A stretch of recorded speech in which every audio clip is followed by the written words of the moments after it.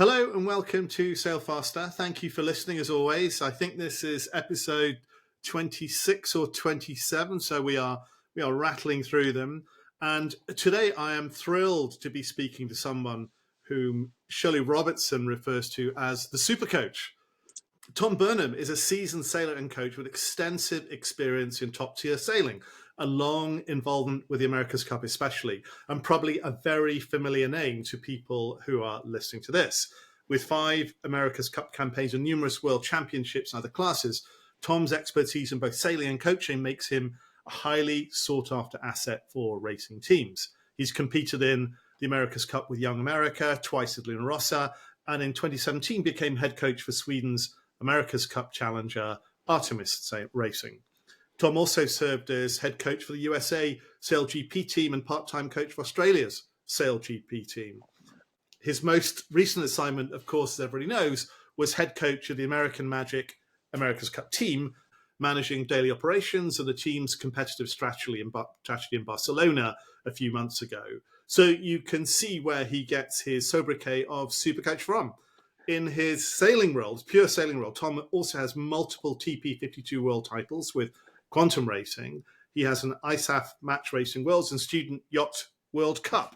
So, Tom, it's a real privilege to have you join Sailfaster. Thank you and welcome.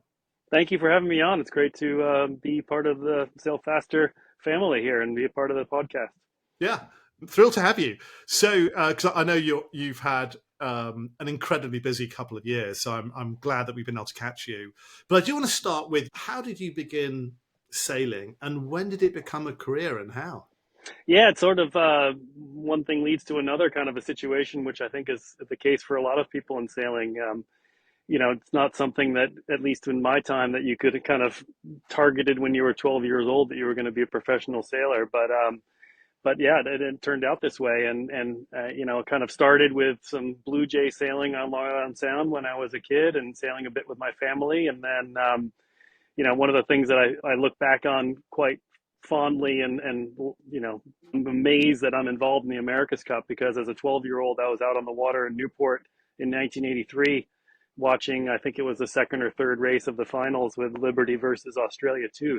To be out on the water watching that as a little kid and looking at those sailors on those boats saying, wow, I'd love to do that someday, to actually being able to go do it is a real dream. So I'm really fortunate with what I've been able to do in my career. And, a lot of it stems in the early days from small boat sailing, 420s and things like that, and going to a 420 World Championship when I was in high school and kind of getting my butt kicked and realizing how big the sport of sailing is and how many people are out there that are working hard and training, and just realizing how much I had to learn and wanting to learn more and get more involved. And those were really formative times and really exciting to be a part of such a big family, which is sailing. And I'm still friends with people that I met in those 420 days and raced in America's Cups against these guys and girls that I sailed with in the season. And then moved into another after-school job of working at North Sails in Milford, Connecticut. And one of your most recent podcast interviewees, Tom McLaughlin, was one of my mentors at North Sails when I was a kid, and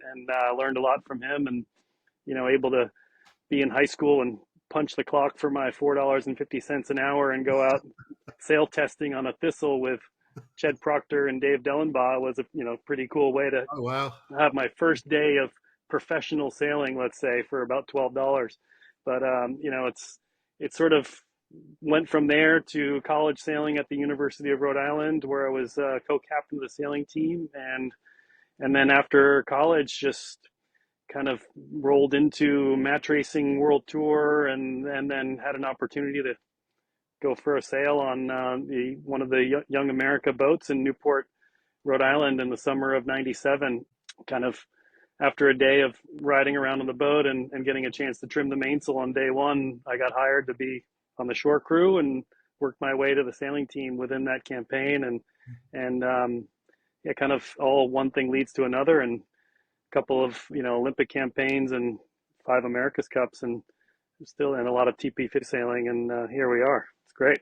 Very fortunate person. So many questions just based on that. I didn't know you were in 1983. That's such an interesting and uncanny connection, isn't it? In '83, you watched the Australians win the America's Cup in American waters. Yeah, it was really special, and that's again to tie it into another way that a few years later in that 420 sailing over at the World Championships in France, I ended up becoming very good friends with another sailor that's my age named Adam Bischel. And Adam, of course, is the younger brother of the tactician, I believe he was, on Australia 2, sorry. And so he, my friend Adam, who I met several years later, he was the little kid who pushed the button to raise Australia 2 out of the water when they showed the wing keel. And so, and Adam and I have been good friends and raced against each other in the TPs and the America's Cup and over the years. And so a lot of little connections. It's a really small world, this whole sailing industry. What was your first role then on Young America? On Young America, I kind of moved around a lot. I was involved that first summer. I was trimming the main most of the time, one of the test boats, and I was doing some sewer down in the pit, down below, packing spinnakers, and I didn't do much racing. I was one of the sort of B team guys, and did a few races, and it was just a great experience. I kind of liken those years of the time I spent with 3 America's Cups with Luna Rossa, with twice in Young America. It was like going to graduate school for sailing, because there was such big sailing teams. We had 35 people on the sailing team. We were able to go testing and racing with 2 boats on a daily basis. So we had continuous training, and to be able to sit beside some of the greats of the sport, Ross Halcrow and Grant Spanicky, some of these people that are just amazing sailers and trimmers and tacticians, Jim Brady, Kimo Worthington, Ed Baird, Ed Adams, they're all these people that, and then not to mention the Italian group of Francesco De Angelis and Torben Grail, and just some amazing people, that Jimmy Spithill, all these guys that it just, when you're living and breathing America's Cup sailing on a 2-boat program, day in and day out for 3 campaigns straight is what I did, which amounted to 10 years of basically only doing America's Cup sailing for 10 years straight. It was an amazing opportunity that I had, and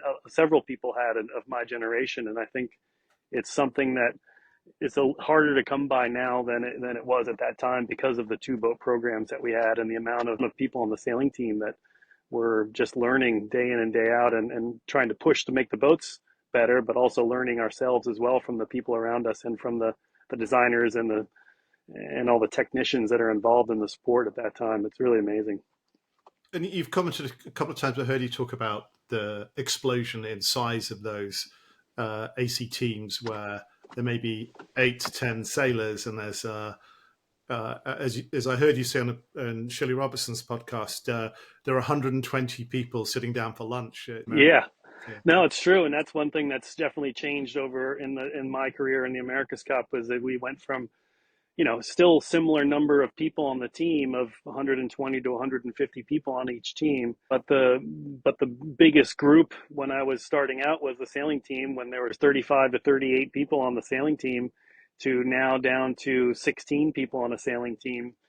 It really kind of changed the balance of how the teams work, and also in those days with those cup boats, they were less, there was technical boats obviously, but it was different technical. Like now there's so much in the hydraulics and the computer programming and the electronics, whereas at that time, I was the boat captain of a boat my first America's Cup, and we could be fixing winches and splicing halyards and tuning the rig and all those things that we could do as a sailing team. We were quite heavily involved in the maintenance program of the boats, whereas now the sailors are pretty hands off in the maintenance program because it's just so specialized. So the balance has really shifted a little bit, and in good ways and bad. It's just different. So I want to explore those differences and similarities a little bit later, but I want to come back to you actually. So yeah, you have a stellar career. What have been the best moments of your sailing career so far?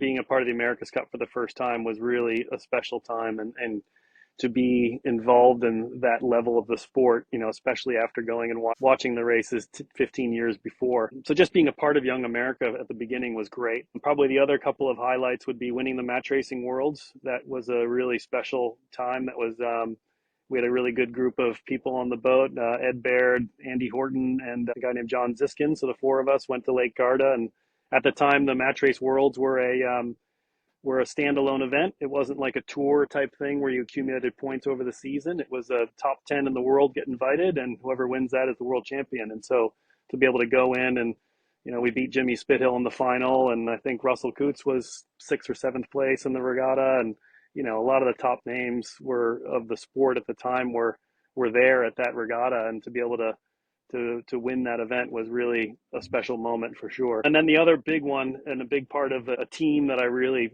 hold up in my mind, and I think a lot of people that were a part of it hold up as a really important part of our career, was the 2008 Quantum Racing. And that was the first year of the Quantum Racing TP52 program. And we kind of were a little bit of a band of misfits that got put together by Ed Reynolds and Terry Hutchinson, and went over to race on the TP52 with a new boat. And we didn't really know what we had, and we struggled a bit in the first event or two, and then we found our stride halfway through the third event, and ended up really having an amazing season with a great group of people to go on and win the Audi Med Cup for the year, and then to go to the World Championships, which was at the time separate from the Med Cup series. So winning those both in the same year, and especially the way we won the Worlds that year, was pretty special, with 16 boats, no discard, and we finished to win with a race to spare. So that was a pretty special way to end that season. And I still think about that crew and how everybody worked together so well, and it was a real team effort and a really great bond in that group, that we were able to best some teams that had a lot more right to be beating us than we were to be beating them. We kind of really put together a good group with Morgan Larson as our tactician, and it was a great camaraderie in that program. So I'm interested in that, because is that when you started to think about a career in coaching? Yeah, for sure. That sort of way that team worked together has really shaped a lot of my approach to the coaching and how I try and approach sailing.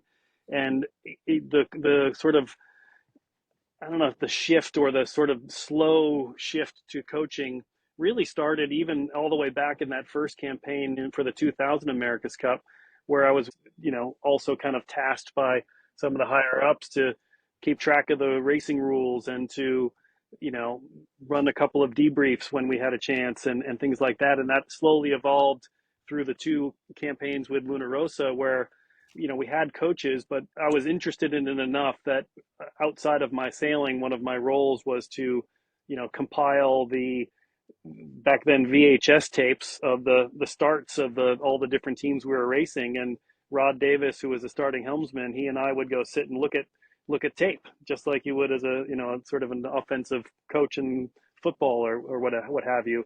And so I was already starting to put those things together, and that was in the 2003 Cup.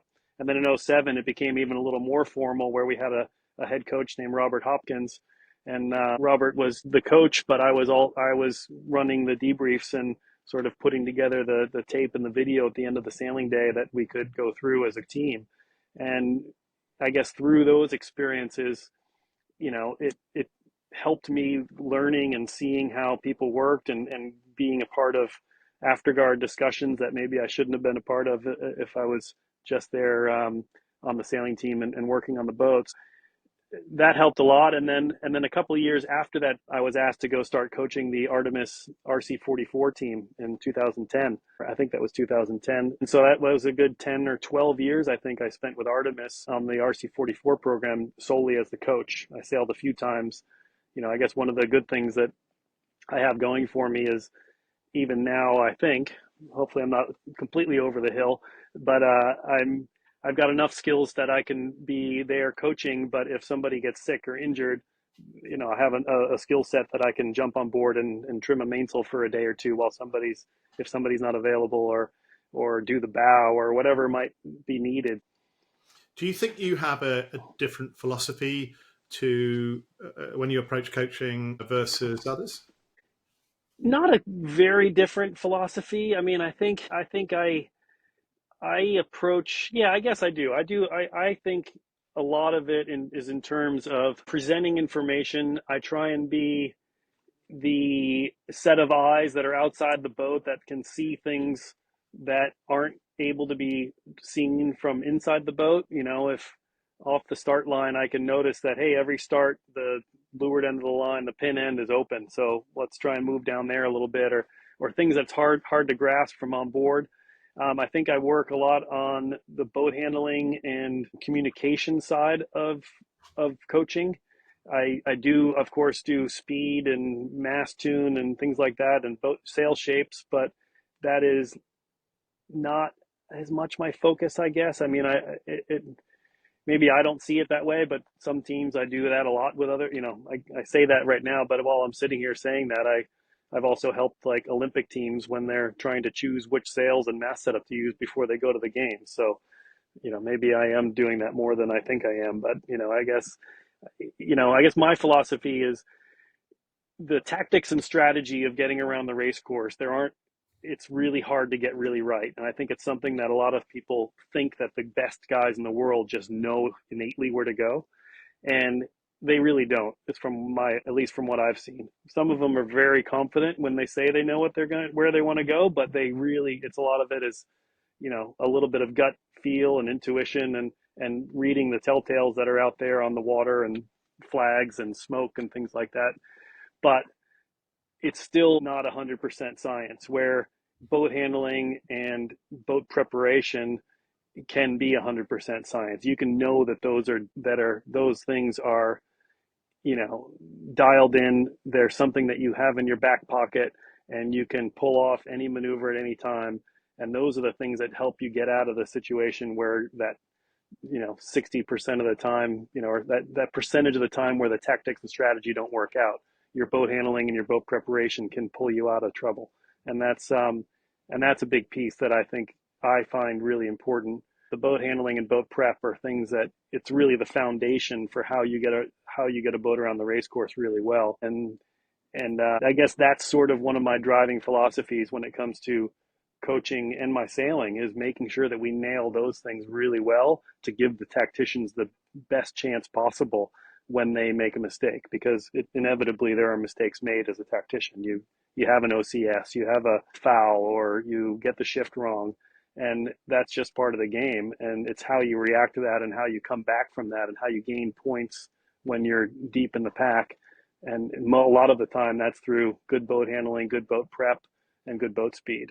So trying to give the tactician those tools to work with to make their jobs easier and have them be more confident that they can take some risks, knowing that they've got a boat and a team around them that are ready to fight for them and to pull them back up when there's a mistake. Were there particular aspects of racing that you focused on as a sailor rather than a coach that enabled you to sail fast, and others? And when you sail as a sailor now rather than coach, are there things that you look for, things that you think you look for that could be different from others?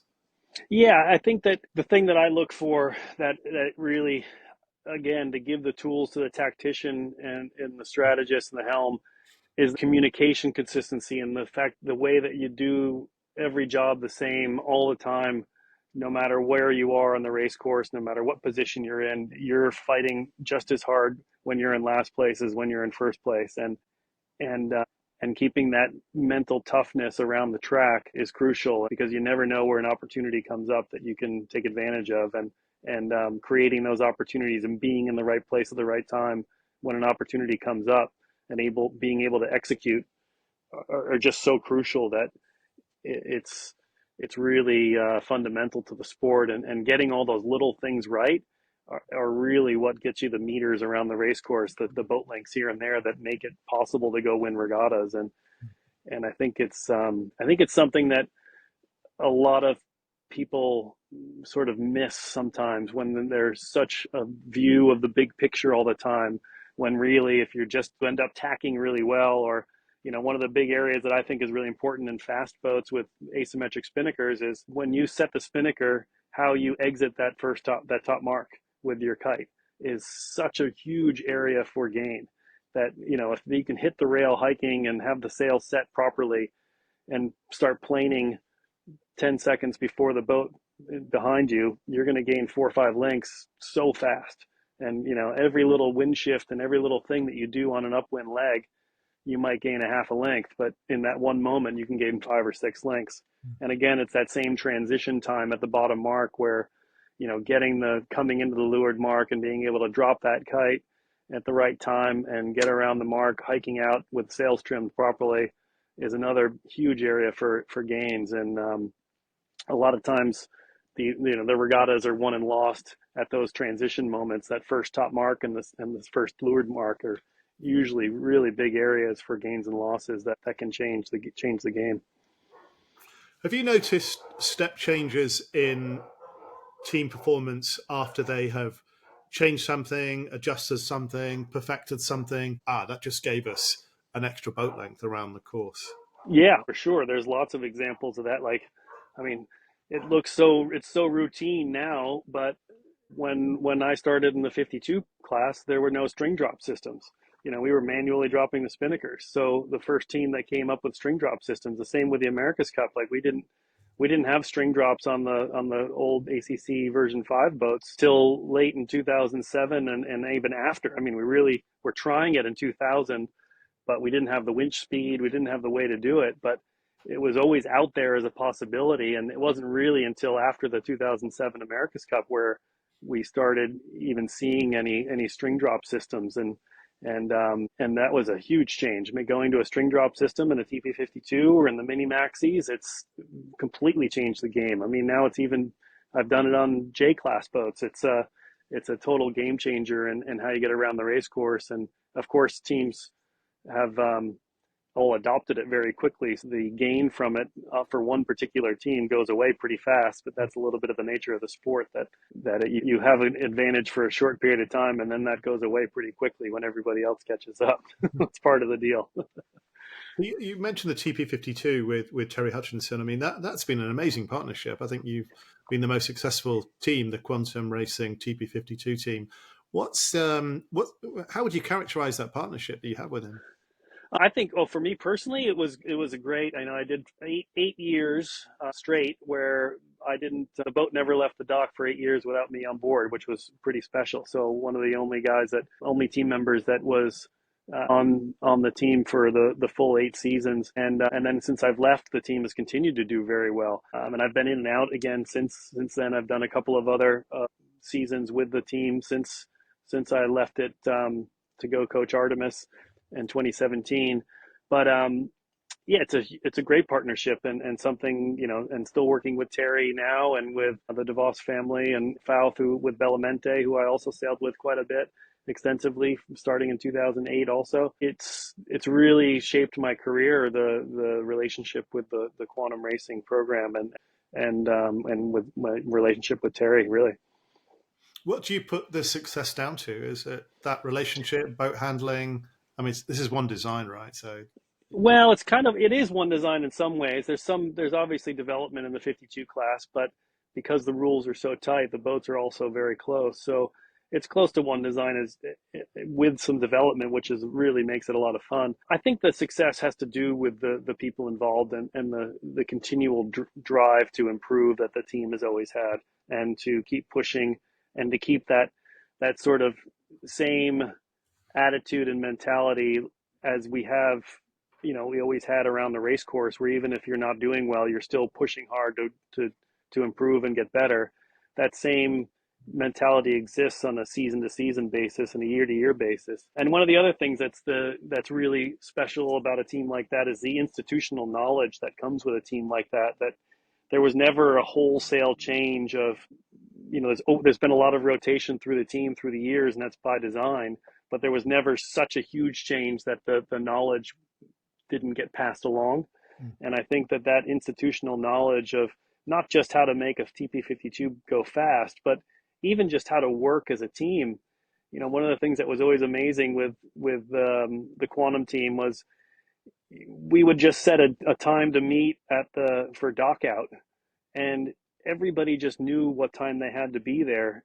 to get their jobs done and knew what their jobs were. And, as dumb as like just knowing that these two people are going to fill the water bottles and put them on the boat. These two people are going to do the spinnaker packing and have them ready.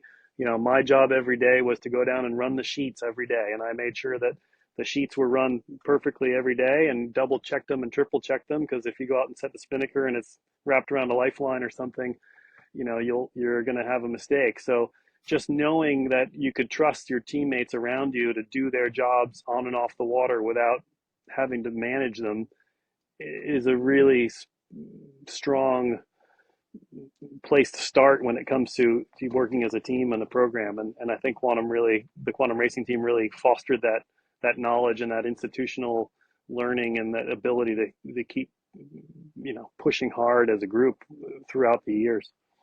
So building on that thought about getting the team to work well together and ensuring everybody has the right responsibilities, when we talked a couple of days ago, you talked about the issue of rock star sailors making that adjustment from being individuals and in top racing and individuals to team players on an America's Cup boat or America's Cup team, and sometimes even being alternates on those teams. So how did that play out for you? Well, I think it's again, it is hard. It's something that transition from a lot of the people that are involved in the sport in the high levels now in the SailGP and the America's Cup a lot of them are coming from amazing Olympic careers, and a big difference obviously in an Olympic career compared to being in an America's Cup is that team effort, that working within a bigger team, and sometimes that means that you're not going to be the one on board the boat, and that's a tough transition for somebody who's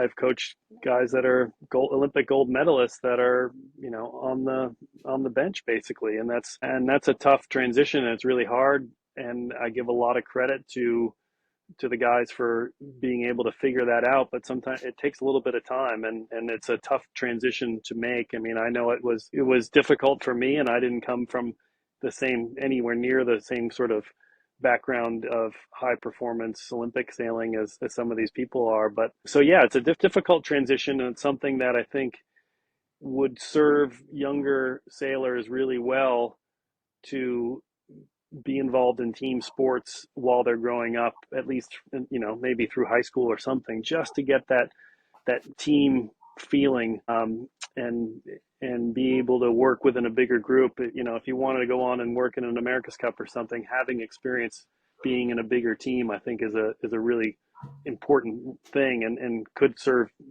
younger people really well in their future if they want to be involved in bigger teams. Yeah, I think that's good advice for sure. Hey, Tom, how do you prepare for a coaching session with, say, American Magic? How do you start doing that? I mean, I know there's a ton of data available today, but when you're starting that role, how do you think about it? The big picture approaching it is to try and be the person who can see things from off the boat, but also trying to be the person thinking ahead to where are the areas that we need to work on and get really good at before racing starts, and make sure that we're working those scenarios and different pieces into the training as we go along, and not find ourselves a week before racing and go, oh geez, we didn't do X, Y, and Z. And I'd like to be the person that can see those things coming and prepare the team for those. Since the sailing now especially is so technically challenging, and there's so much that we have to learn in terms of how we sail these boats and how we set them up, and the testing is such an important part, but we have to also balance the racing skills and the racing preparation. And so there's a real negotiation that has to happen between the technical side of the team and the coaching side and the sailors, to make sure that we're hitting on all the racing aspects as well as the technological sides. And one of the perfect examples is over this past winter, a year ago, when we were sail testing on AC40s in Barcelona. Obviously, the sail designers wanted to do all the same, but have different sails, and to be fair, they were pushing us to do race laps as well to get the feeling of how the sails were working out in and out of maneuvers. But there's a big push from the sail designers to get the answers they want. And, I'm just using this as an example. And that's their job. They're trying to get the best sails. They're trying to get that part.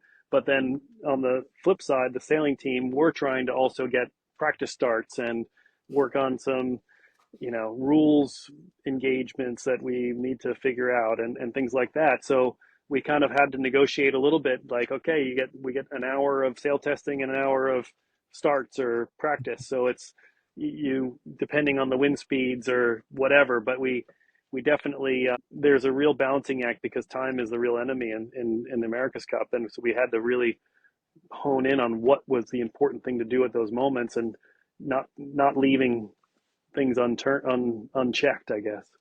Yeah, it's so interesting that point because it was quite apparent as an outsider that some of the platforms were still learning how to get the most speed out of their boat, even during the preliminary rounds and the Louis Vuitton Cup. And you could see Ineos Britannia, for example, going from right at the back in the preliminary to all the way to the final. They were learning as they were going. That makes a lot of sense. Was same. I mean, American Magic did quite well in the preliminary rounds. Did your growth stall a bit or plateau a bit while others accelerated their progress?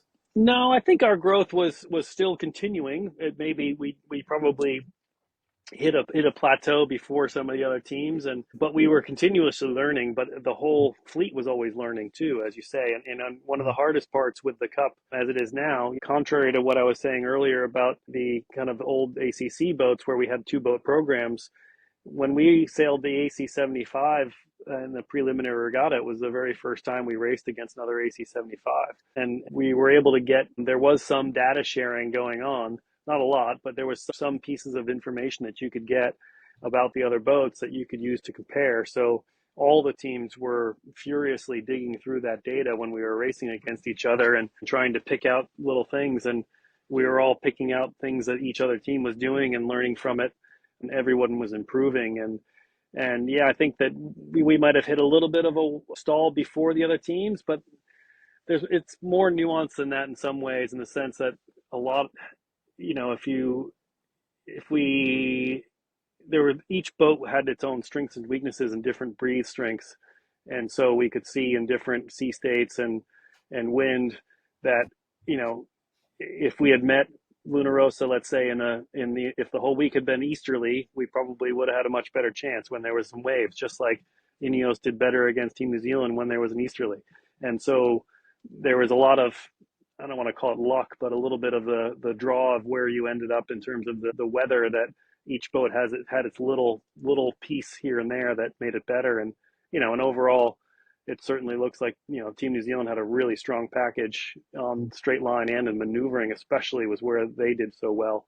So, we all spent a lot of time trying to get more towards the maneuvering of Team New Zealand, and they just were ahead. So it's hard to catch up when you're already starting from behind. I heard you talk about the intensity of these falling boats, whether GP, SailGP, or America's Cup, and the impact on the crews themselves. I heard you talk about that adrenaline rush in racing, and between races, then it becomes a challenge for you to say something constructive to get them prepared for the next race, because they're just so, I think, buzzing, as you put it. How did you manage that?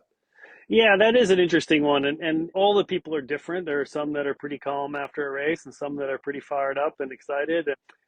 It is a tough moment, that moment between races where the real goal is to make sure that if there's anything that we can learn from the race before, that we talk about it, that we can apply to the next race, but also not spend too much time debriefing every little minutia of the race that just happened, but thinking ahead to the race that's coming. And so, yeah, a lot of times it meant just giving the guys a few minutes to just cool off and listening for a few minutes and letting them talk and having a drink and a bite to eat and just giving them a minute. And then, maybe if we have 20 minutes between races, 5 or 10 minutes after, then we start talking about, okay, here's what's coming next. And it is, I think that one of the disservices that has always happened in the America's Cup is that it's no matter whether it was the older boats or these new foiling boats, but how polished the teams are once they get to racing, you kind of miss how hard it is to do these jobs. And even, in 2007 or 2003 and the older boats, the amount of spinnakers and spinnaker poles we were dropping in the water was crazy, and jibs that would come flying out of the head foil, or ripped sails, or whatever, broken booms. But by the time we got to racing, we've ironed a lot of those kinks out. And the same is true with these boats. And, Bermuda is a perfect example. In Bermuda with Artemis, I don't think there was any team that was doing full dry laps around the race course and foiling tacks and foiling jibes until about a week before the regatta started. So the amount of effort that we all went through to get to that point, it was a lot of work. And these boats are really, really hard to sail, and a lot harder than these guys make it look. And it takes a level of concentration and a level of intensity while they're sailing that there's not many people in the world that can handle it, to be honest. And they're pretty special breed, these guys that can sail these boats around the track at this level in those circumstances, that's those speeds and with that level of accuracy and risk involved. So on that, it's sort of clear that in today's SailGP and America's Cup, a small mistake can end your race there, and suddenly you're 600 meters behind. Whereas in the old America's Cup, a small mistake, a bad tack, might put you in a slightly worse position, but it wasn't a sort of race ending as it is today. The stakes are so high. The pressure on those guys is so high. I mean, you must have really felt that when they came off the course. Yeah, and it is true that the pressure on the team was immense, but it's like a Michael Jordan that wants the ball for the last shot in the NBA championship game. That's what these guys are built for, and that's what they excel at. And you wouldn't know that they were under pressure. I don't think when the game is on and when they're in the moment, I'm not sure how much pressure they feel.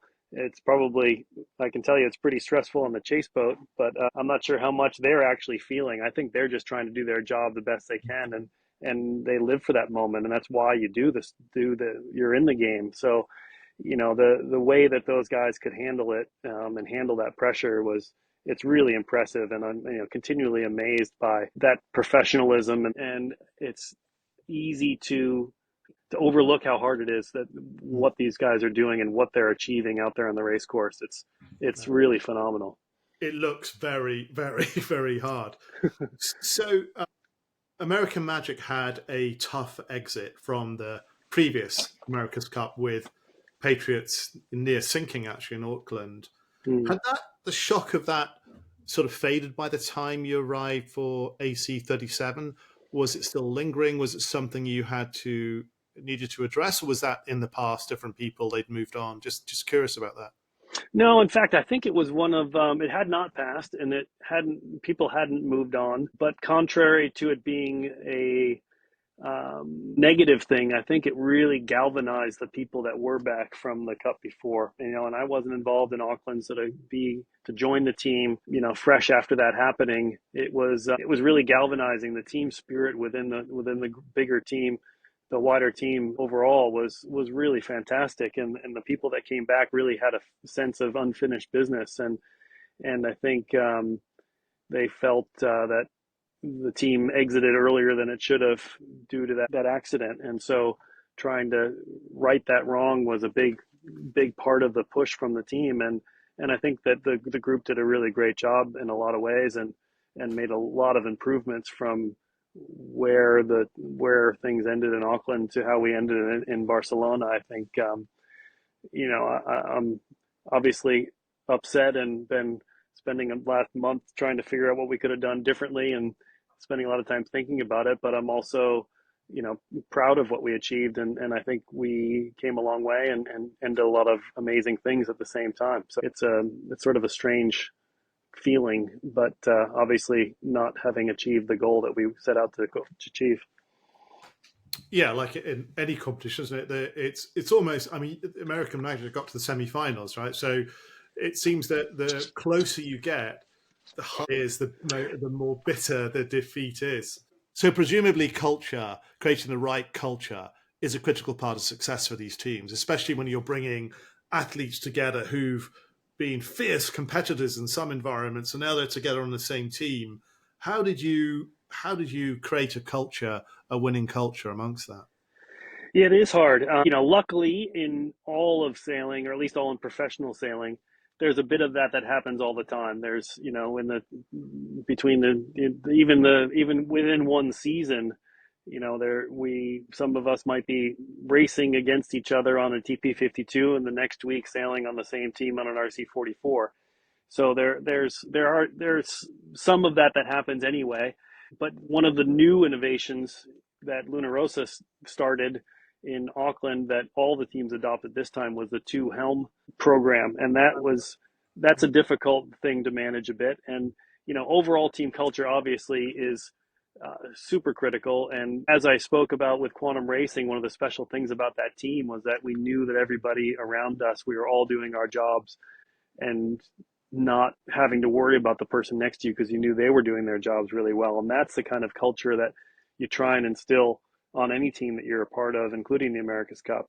And the wrinkle of the two helms was another something that's kind of unprecedented, and trying to figure out how to make that work with two people is really hard. And some teams, Luna Rossa did it really well because they did it with two campaigns, and Jimmy and Francesco were sailed together for a long time on the same teams. Each team had their challenges in that, and even as little bit of as technical things like who takes the wheel when and what time during the maneuver, and the leeward helm has to grab the wheel for this part but not that part, and how do you hand it off back and forth, and getting that relationship to grow between the two helms to the point where those things started happening innately takes time. And really just working on our sort of sailing team room, I guess, if you want to call it, like our debrief room that we had, of trying to create an atmosphere of honesty and the ability to say tough things is hard. And it's something that we continued to work on throughout the entire campaign. And as I said, there were some days when it was amazing and some days when there was some struggles. And that's part of the game. I think in any sport, there's times when there's disagreements across teammates, and what makes teams strong is when you can have those disagreements and learn from it and move forward. So we're always just trying to create that environment. So you have been on different American Cups teams with American, Italian, and Swedish teams. Was there? I mean, I know they're much more mixed up multiculturally today than they used to be in the past. Did any of the sort of national characteristics tend to bleed through into how they raced, how they managed the team? Yeah, for sure.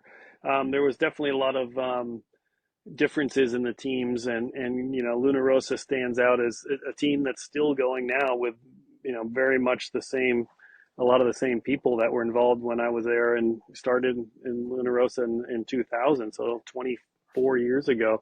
Max Serena, who runs the team now, was the mid-bow, and Max and I did a lot of match racing together, and so he's now the head of the team. And for sure, like the Italians do America's Cup and sailing in the Italian way, and it's different, and it's a bit more. There's a lot more emotion involved, and more the culture around some of the aspects of the team are very Latin, I guess, and there was a lot of you had to learn. I learned Italian while I was there because it was important to be able to understand some of the conversations that were happening, even though the team official language was English. So it's definitely there definitely are differences, and and Artemis has a different atmosphere, Swedish, and also with the leadership of Ian Percy being English. So that team was very multicultural, and even Luna Rossa in the time there were a lot of people from all around the world. All the teams are full of people from all around the world, which is a really special thing. And American teams are more American, a lot more American flags around, and starting earlier in the morning and working longer hours and less days off. And, that's sort of, that's a bit of there's little cultural differences for sure. The That's true. Italian. You're going to tell me Oh, next that the Italians sort of got out here with their cappuccinos and croissant, and it's sort of no, started not quite. like, But I think at Luna Rossa, like we were more open to adapting to the schedules and when possible. And I remember in Valencia, I think during the summer the sea breeze didn't fill in until 2 or 3 in the afternoon, so we were sometimes having our gym start at 9 or 10 in the morning instead of 6 a.m. hmm. because then otherwise you would just hang out for 5 hours while you're waiting for the wind to fill in. And so little differences like that. The pasta obviously was very important, and the amazing lunches we had on the water, and those things were just slightly different. Nothing major, and always all the different styles can be successful, as we can see. So it is interesting though to be a part of a few different programs and to be able to see how different people run programs and how different cultures can manage them. And it's something that I'm really fortunate to have been able to be a part of for over my career so far. You're so lucky. It does sound fantastic, and I'm going to bring you crashing down to earth. Okay. So I win the lottery tomorrow. I never actually buy lottery tickets, so it's not going to happen. I win the lottery tomorrow. I call you up and say, "Okay, Tom, come and coach my J105. It doesn't matter what J105 or J80 or J22. It doesn't matter. If you came down to that sort of Corinthian level, what are the sort of things that you would look for straight away on day one?" Yeah, I think that if, coming to coach you, I think the thing that I'd really want to sit and talk with you before I even arrived and find out what you think your strengths and weaknesses are. I think one of the things that all teams do in a certain degree, but in different manners, are really identify, what are the moments around the race course that are important? Where are you going to make the gains? Is the potential for losses? And try and prioritize, what are the most important of those things and how are you at doing them? So we would talk about, you know, how are your starts? How is your holding your lane? How's your launch off the start line? And different wind strengths as well. And try and figure out what are the key moments around the race course and which one of them are you good at and which ones are you bad at? And then really just make a list of, all right, here are the top list of the things that are really important for us to do well around the race course and the things that we're bad at. So let's go out and work on those things and try and pick that low hanging fruit and then continue to improve the things that you're already good at as well. But really sort of sharpen your focus as to what you're practicing, because it's quite easy to get in a routine and go out and do a couple of launches off the line and a spinnaker set before the start every time. But how many people go out and just do leeward mark roundings for a day just to learn how to do leeward mark roundings? And that's one of the things that we did at Artemis. I remember we spent a couple of days where all we did was set a leeward gate, and would set up upwind, turn downwind, get up on the foils, go around the mark, and then stop and talk for a minute, turn around and go back and do it again for a couple of days. And that repetition and that focusing on that one piece of the race course really locked in some learnings that we took into the racing that were really valuable. And just sort of drilling into those singular moments can really lock in the learning, because if you just go around a racetrack on a practice laps, it's pretty easy to lose the focus of what it is you're trying to achieve, or only do two leeward mark roundings in a practice session instead of 20 of them. We kind of compartmentalize training as a really important piece, that identifying those, what are the moments, what do you need to work on, identifying those, and then having that list on your phone or in your notebook that, all right, it's 8 knots of wind. We know we're not real good at our roll tacks in 8 knots. Let's go out and do roll tacks for the next hour and then go do the race, or whatever it might be. That is fantastic advice. That already playing out of my mind our spring weekends that we need to get out there. We need to get out there and do that for sure. Yeah, perfect. So, Tom, I know you've had a busy summer, obviously, probably a busy year, in fact. What's next for you? Well, right now, what's next is it's a bit of downtime, a bit of I'm going to going down to Miami in a couple of weeks, or I guess it's just less than 2 weeks to coach an Olympic development camp with some of the younger 29er and laser sailors, and quite happily, my son is also part of the group in the 29er. So it's kind of neat that I get to go coach him in Miami for a weekend. And then next year, I'll be joining Artemis Racing again on the RC44 circuit as a coach, and still, trying to figure out what else is available for next season. A little bit of sailing, and all the while also, staying in touch with American Magic and trying to work towards another campaign. So we'll be back at it again in about a year's time. I think there was an announcement that said that no AC75 sailing can happen until next October as part of the rules. So Right. hopefully in about a year's time, we'll be, back up and doing some sailing in Pensacola, Florida. And back on the TP52 with Terry Hutchinson, I know you had a long partnership with him on American Magic and the Quantum Racing series. Is that in the future too? No, no, not next season. No, no quantum for me next season of the 52. Potentially some stuff here in the US 52 circuit with the same group, but the quantum racing. One of the things that's been really great in the last few years is there's been a real push to include more youth and women from America specifically. So it's been the slowly rotating and changing crew to get more to bring more younger people into that level of the sport as we've seen, it's a really great initiative that the teams put forward to keep growing it. And it's not exactly youth, but it's younger people, because if you look at some of those fleets, they're all a lot of it is are the same a lot of the same people that were sailing in the 2007 America's Cup and before, because of the experience level that group all has. So it's a really great initiative that the teams had to purposely bring in more youth and women into the program to expose them to that level of the sport. We had Cam Farah on, who was on the SailGP Yeah, US team, and she told some fantastic stories about yeah, just being basically thrown on with no training. There you go. exactly. Yeah, no, Cam's great. She's an incredible talent, and there's a lot of people like that out in the U.S. and in the world that need a chance. And so it's great to see teams like Quantum Racing, giving people like that a chance. And it's a little bit against me being able to go sailing, but that's okay. That's part of the deal. It's how the sport evolves and carries on, and and through my coaching, I'm hopefully able to help shape some of those people that'll be there someday too. Yeah, I'm sure you will be for a few more years. Yeah. So, Tom, thank you so much for taking the time. I appreciate you spending some time with Sailfaster. No worries. And I hope you are able to continue your shopping, whatever you were doing outside that mall. But I Yeah, really appreciate you taking the time with us. It was a fascinating discussion. good. No worries. Thank you. I appreciate it. It's been fun to chat with you, and look forward to hearing it.